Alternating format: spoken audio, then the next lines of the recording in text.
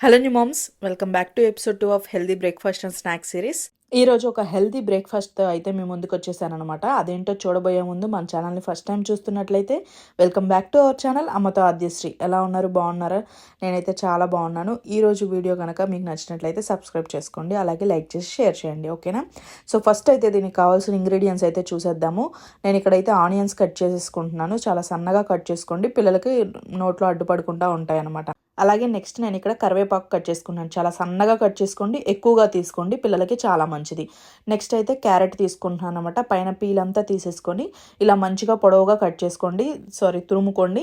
చాలా మంచిది హెల్త్కి. అయితే మీరు దీంతో పాటు బీట్రూట్ అయినా వేసుకోవచ్చు, లేదంటే క్యారెట్ అయినా వేసుకోవచ్చు, అది మీ ఇష్టం అనమాట. నేను ఇక్కడైతే కొంచెం జీలకర్ర, అల్లం, అలాగే పచ్చిమిర్చి కచ్చా పచ్చాగా దంచి వేస్తున్నాను. ఇది వేసుకుంటే చాలా టేస్ట్ బాగుంటుంది.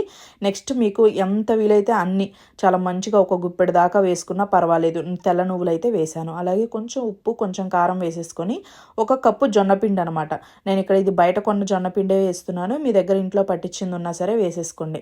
అలాగే 1/2 కప్పు గోధుమ పిండి అనమాట. జొన్నపిండితో అయితే మనకి రొట్టెలు చేసేటప్పుడు విరిగిపోతాయి కదా, అందుకని చెప్పి నేను కొంచెం గోధుమ పిండి కూడా యాడ్ చేశాను. సో ఆ రెండింటిని వేసేసుకొని మంచిగా వాటర్ వేసుకొని మనం చపాతీ పిండిలాగా కలుపుకోవాలి.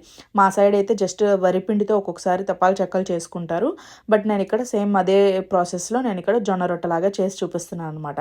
ఇలా కలుపుకున్న పిండిని అయితే ఒక 5 మినిట్స్ అన్న పక్కన పెట్టేసుకోండి, మంచిగా ఉంటుంది. దీంట్లోకి మీరు స్పినాచ్ కూడా వేసుకోవచ్చు. నేను ఎపిసోడ్ 1లో స్పినాచ్ చూపించాను, పాలకూర చూపించానని చెప్పేసి దీంట్లో ఇంకా యాడ్ చేయట్లేదు. మీకు కావాలి అంటే ఏ మెంతుకూరైనా, పాలకూరైనా, ఈ తోటకూరైనా ఏదైనా యాడ్ చేసేసుకోండి. వెజిటేబుల్స్, లీఫీ వెజిటేబుల్స్ చాలా మంచిదనమాట, ఓకేనా?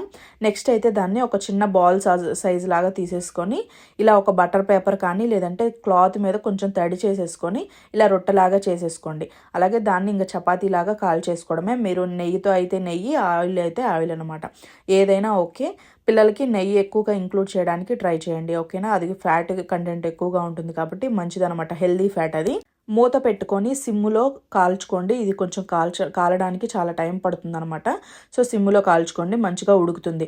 నేను మర్చిపోయాను, దీంట్లోకి సొరకాయ ఉంటుంది కదా, సొరకాయ తురుము కూడా వేసుకుంటారు, చాలా బాగుంటుంది. పెసరపప్పు వేసుకోవచ్చు, పచ్చిపప్పు వేసుకోవచ్చు, మీ ఇష్టం అనమాట. కాంబినేషన్స్ ఏదైనా ట్రై చేయండి. హెల్త్కి హెల్త్, అలాగే మనకి ప్రోటీన్ ఉంటుంది, మంచిగా హెల్దీ ఫ్యాట్స్ ఉంటాయి, మంచి కార్బ్స్ ఉంటాయి. సూపర్ హెల్దీ రెసిపీ అనమాట, ఒకసారి ట్రై చేయండి. ఇది మీరు టమాటో చట్నీ, పల్లీ చట్నీ, లేదంటే పుదీనా చట్నీ, దేంతో అయినా సరే ట్రై చేయండి, చాలా బాగుంటుంది. పిల్లలకి పెట్టండి. ఇది స్నాక్ లాగా కూడా పెట్టొచ్చు, లేదంటే లంచ్ బాక్స్లోకైనా పెట్టొచ్చు, హ్యాపీగా తింటారు. సో మరి ఈ వీడియో నచ్చిందా? నచ్చితే లైక్ చేసి షేర్ చేయండి, అలాగే సబ్స్క్రైబ్ చేయండి. నెక్స్ట్ వీడియోలో కలుద్దాం, అంతవరకు బాయ్ అండి.